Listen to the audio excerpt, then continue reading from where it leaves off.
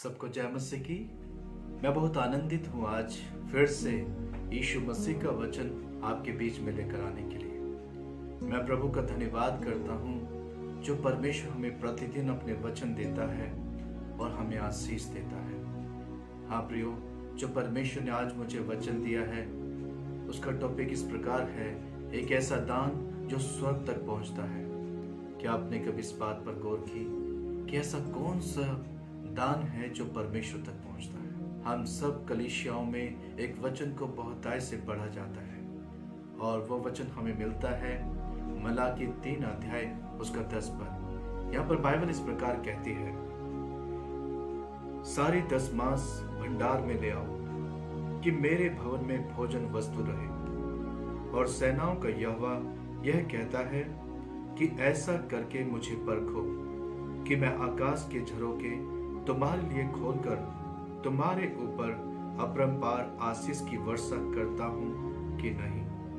हाँ प्रियो, बाइबल यहाँ पर साफ शब्दों में कहती है, सारे 10 मास मेरे भंडार में लेकर आओ। क्या सच में आज सारे 10 मास का प्रचार कलीसियाओं में किया जाता है, या फिर केवल एक ही प्रचार किया जाता है कि अपनी भेंटे, अपने पैसे, अपने 10 मास परमेश्वर के भवन में लेकर आओ?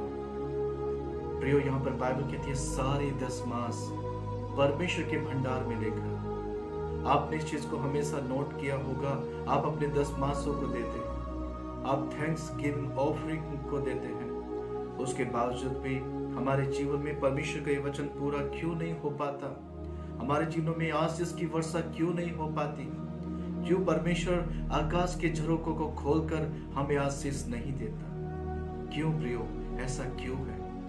क्योंकि परमेश्वर ने सारे 10 मास की डिमांड की है। परमेश्वर सारी भेंटों को आपसे चाहता है। ऐसी कौन सी भेंट है जो परमेश्वर आपसे चाहता है? यदि हम बाइबल में पढ़ें मत्ती 23 अध्याय उसका 23 पद, यहाँ पर बाइबल इस प्रकार कहती है, हे कपटी शास्त्रियों और फरीसियों, तुम पर हाय, तुम पुदीने और सौंफ और जीरे का 10वां अंश तो देते हो, परंतु तुमने व्यवस्था के गंभीर बातों को अर्थात न्याय और दया और विश्वास को छोड़ दिया है। चाहिए था कि इन्हें भी करते रहते और उन्हें भी ना छोड़ते। प्रियो, सदूकी फरीसी अपने हर एक चीज का 10 मास परमेश्वर को दिया करते थे। वो अपनी भेंटें परमेश्वर के समीप लेकर आते थे। हाँ प्रियो, पर उनके अंदर यदि कुछ नहीं था, वो था न्याय की खटी, विश्वास की खटी, धार्मिकता की खटी। हाँ प्रियो, ये चीजें वो भूल चुके थे, इसलिए उनकी भेंट कभी परमेश्वर स्वीकारते नहीं थे। यदि आप चाहते हैं परमेश्वर आपकी भेंट को स्वीकारे, तो इससे अच्छा कि जो आप भेंटें परमेश्वर को दे रहे हैं, उससे पहले परमेश्वर आपके जीवन को स्वीकारना चाहता है। क्या आज आपका जीवन न्याय का है? क्या आज आपका जीवन धार्मिकता का है? क्या आज आप उस पर सच्चे मन से विश्वास करते हैं? क्या आपका ध्यान परमेश्वर पर लगा हुआ है? क्या आप उसकी आज्ञाओं का पालन करते हैं? प्रियो, बाइबल ऐसा कहती है, केन और हाबिल भी परमेश्वर के पास भेंट लेकर आए, पर केन की भेंट को परमेश्वर ने स्वीकारा नहीं। पर बाइबल कहती है हाबिल की भेंट को परमेश्वर ने स्वीकार लिया और स्वर्ग से उसे आशीष दी।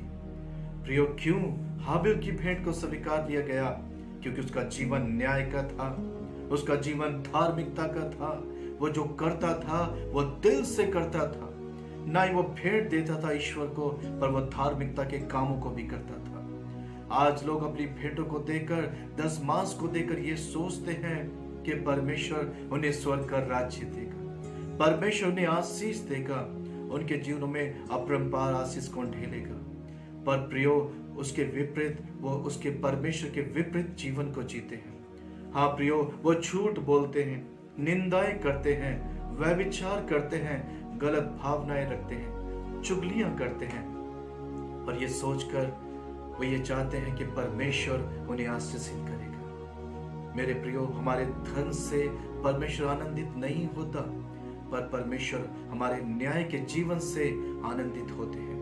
जब हम न्याय का जीवन जीते हैं, आप भले कैसी भी भेंट परमेश्वर को क्यों न दें, पर वो न्याय की भेंट को ग्रहण करता है। और स्वर्ग के राज्य में वो भेंट स्वीकारी जाती है और परमेश्वर अपने स्वर्ग के झरोकों को खोलकर हमारे ऊपर आशीष को ढेलता है। इसलिए प्रियो, परमेश्वर आज चाहता है हम शास्त्री और फरीसियों के समान ना बने, जो मात्र लोगों को प्रचार तो करते थे पर उनके जीवन में परमेश्वर का वचन पाया नहीं जाता था। प्रियो, आज यदि आप एक न्याय का जीवन जीना शुरू करें, परमेश्वर निश्चय आपको आशीष देगा।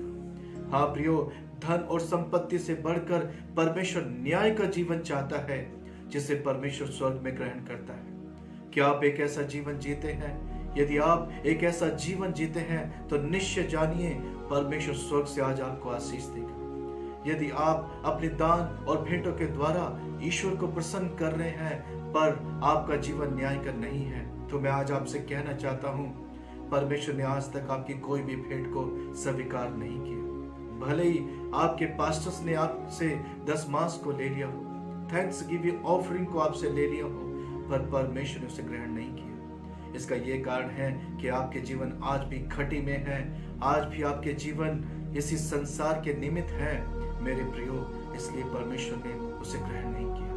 पर प्रभु चाहता है आज से आप न्याय का जीवन जिए, धार्मिकता में जीवन को जिए।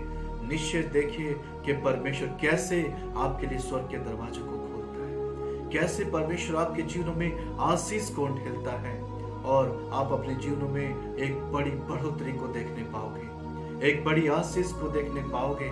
परमेश्वर स्वर्ग में सुनकर आपको आशीष देगा। परमेश्वर अपने स्वर्गदूतों को आज्ञा देगा आपके निमित्त कि आपके जीवन में वो परमेश्वर की आशीषों को लेकर आए। प्रभु आपको इस वचन के द्वारा आशीष दे। May God bless you.